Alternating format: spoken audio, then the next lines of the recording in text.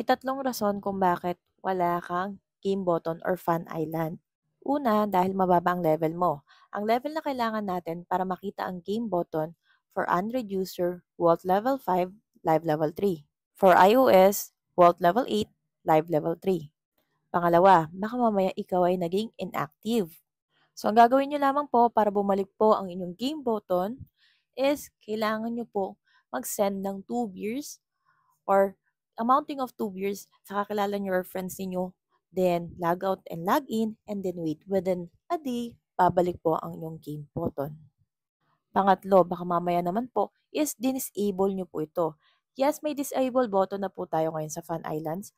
Once you click Fun Islands on the right corner, is may makikita po kayong setting button and then disable button po. At kung sakaling kinlik nyo po ito, kailangan nyo lamang pong mag-message sa help para mapabalik po ito. So kung sakali pong disable nyo po ito, ang gagawin nyo lamang po is pumunta sa help, message feedback, consult Fun Island, and then drop your concern na you wanted to get back your Fun Island button. And then, wait lang po kayo. It's either within the day or after 24 hours, babalik po ang inyong Fun Island. So, yun po yung mga reasons kung bakit hindi nyo po nakikita yung Fun Island or game button. Kailangan nyo mag-level up, maka-inactive po kayo, or kaya naman, maka-disable nyo po ito.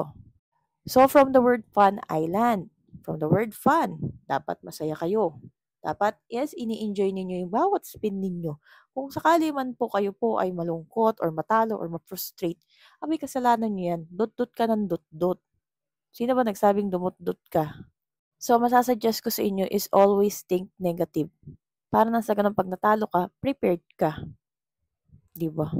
So, ganun talaga, may swerte-swerte. Yung iba talaga, parang inulan ng swerte. Gusto kong tanongin kung ano yung bigas nila. So, sa gaya nating hindi swerte, is mag-focus tayo sa ibang bagay na kung saan kikita tayo sa application. Live streaming app to. So, pag-igihan nyo ang pagla-live ninyo para makakuha kayo ng supporter. Ganun lang yun. Yung iba, dadahilan nila, hindi kasi ako maganda, kaya nagpo-focus ako sa games.